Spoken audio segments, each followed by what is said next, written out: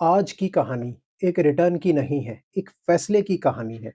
कभी-कभी ज़िंदगी में एक छोटी-सी गलती सालों तक इंसान के दिमाग में बॉर्डर की तरह खड़ी रहती है और जब गलती लॉ से जुड़ी हो, टैक्स से जुड़ी हो, तो वो सिर्फ गलती नहीं रहती, वो एक अंदर का युद्ध बन जाती है। और मैं आपको एक ऐसी ही कहानी सुनाने जा रहा हूँ।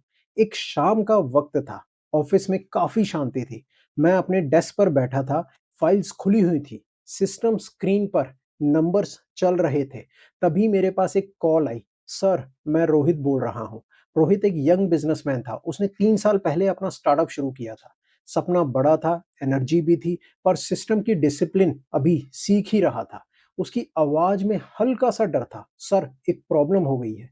मैंने कामली पूछा, "क्या हुआ रोहित?" उसने कहा, "सर, आज बुक्स रिव्यू कर रहा था और पता चला एक इनकम जो 21-22 में आई थी, वो आईटीआर में डिक्लेयर ही नहीं हुई। रूम में कुछ सेकंड्स के लिए पूरी खामोशी हो गई। आप समझिए, ये वही मोमेंट होता है जैसे क्रिकेट फील्ड पर स्लिप में कैच छूट जाए। मैच चल रहा होता है, स्कोरबोर्ड भी चल रहा होता है, पर दिल के अंदर पता होता है एक गलती हो चुकी है। रोहित की आवाज फिर आई, "सर, अब क्या करें? अब तो रिटर्न फाइल हो चुकी है। क्या अब कुछ हो सकता है?" मैं थोड़ा-सा मुस्कुराया। मैंने उससे कहा, "रोहित, सिस्टम गलत नहीं होता, सिस्टम को समझने का डिसिप्लिन ज़रूरी होता है।"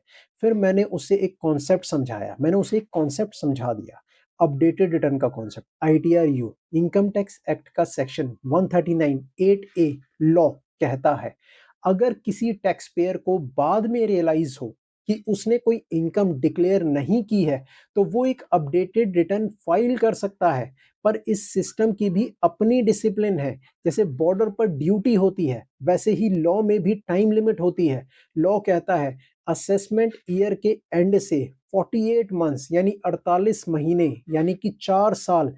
अब इसको एग्जाम्पल से समझिए।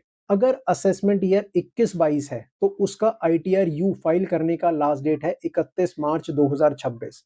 उसके बाद असेसमेंट ईयर 22-23 का लास्ट डेट 31 मार्च 2027 होगा और उसी तरीके से असेसमेंट ईयर 25-26 का लास्ट डेट 31 मार्च 2030 होगा। मतलब सिस्टम आपको गलती सुधारने का मौका तो देता है, पर एक इंपॉर्टेंट रूल भी है। आईटीआर यू सिर्फ एक ही बार फाइल होता है। और एक और बात, इससे आप रिफंड क्लेम नहीं कर सकते, इससे आप टैक्स कम नहीं कर सकते, इससे आप लॉस इंक्रीज नहीं कर सकते। आईटीआर यू का मतलब सिर्फ एक है, अगर एक्स्ट्रा इनकम डिक्लेयर करनी रह गई हो तो उसे डिक्लेयर करो, टैक्स पे करो और सिस्टम को करेक्ट करो। रोहित कुछ सेकंड्स चुप रहा, फिर उसने कहा, "सर, मतलब अभी भी चांस है?" मैंने कहा, "चांस नहीं रोहित, ये सिस्टम का डिसिप्लिन विंडो है। गलती सबसे होती है, पर जो इंसान गलती एक्सेप्ट करे, करेक्ट करता है, वो ही असली धुरंधर होता है।"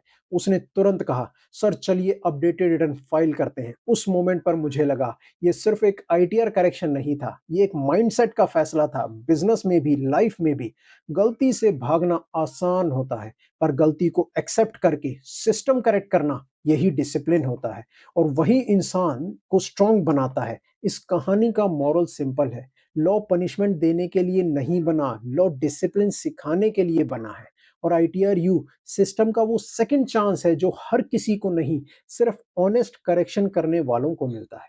पर कहानी यहीं खत्म नहीं होती। कुछ महीने बाद रोहित फिर मुझे फोन करता है। इस बार उसके चेहरे पर डर नहीं था, कॉन्फिडेंस था, पर उसने एक और बात बोली, "सर, एक और सिचुएशन आ गई है और इस बार प्रॉब्लम सिर्फ टैक्स की नहीं, कंपनी के एक पार्टनर की है।" और उस मोमेंट पर मुझे लगा, अगले एपिसोड में शायद युद्ध और बड़ा होने वाला है। अगर आप चाहते हैं कि मैं रोहित की नेक्स्ट स्टोरी भी बताऊं, तो वीडियो को लाइक करिए, शेयर करिए और चैनल को सब्सक्राइब करिए, क्योंकि यहाँ सिर्फ टैक्स की बात नहीं होती, यहाँ बात होती है सिस्टम की, डिसिप्लिन की और सही फैसलों की। Thank you.